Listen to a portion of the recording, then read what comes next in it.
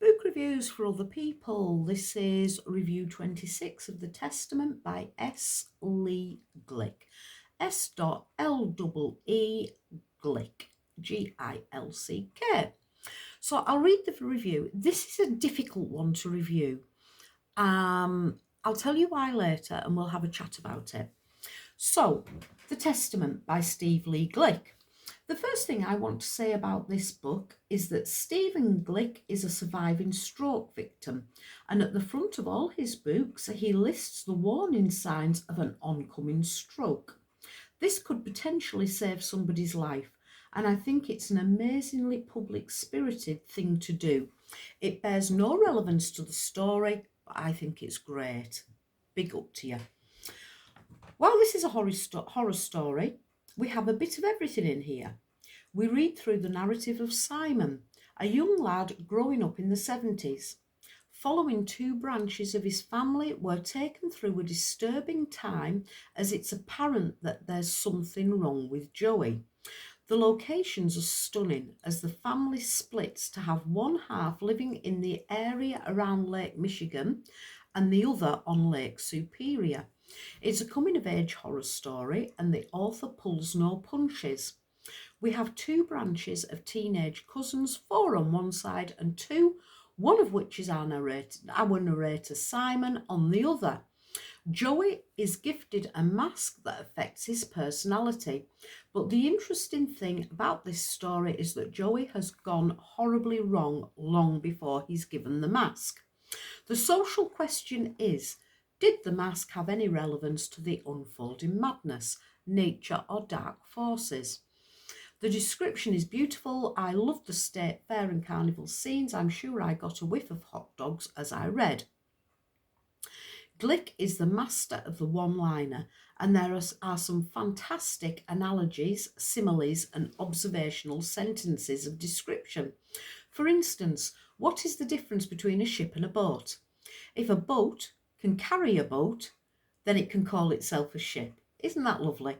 Flawed because a little boat could carry a little boat and still be a little boat, but lovely. The author's funny, and I laughed out loud at one point. Watch out for a hand reaching for a light switch when our heroes are going after Samuel's tribe. Each character is beautifully drawn and the reader comes to know them well, and even when they do some terrible things, you can't help rooting for them. The story is intricate, deep and rich.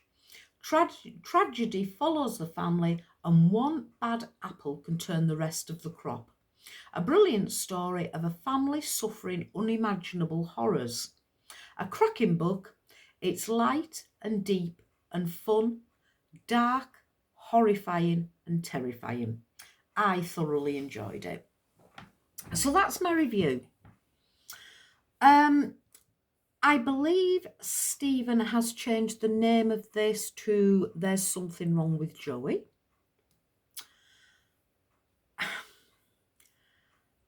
Stephen Glick is an amazing storyteller. I can imagine him sitting with grandchildren round him or people in a pub round him and him just telling brilliant stories. He had a stroke, and I've researched into this author a little bit. I know quite a bit about this author, and it's affected quite a lot. It's affected him badly. He's the fact that he can sit and write a book after a stroke is amazing.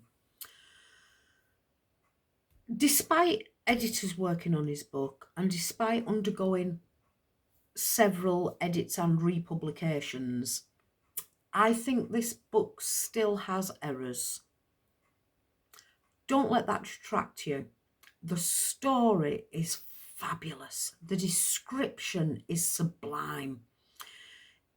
It's a lovely story, a beautiful descriptive experience. It deals with culture, it deals with farming, it deals with families, and the characters are great. The writing isn't as strong as the story, but the story's well worth a read. Thank you very much. Nice chat.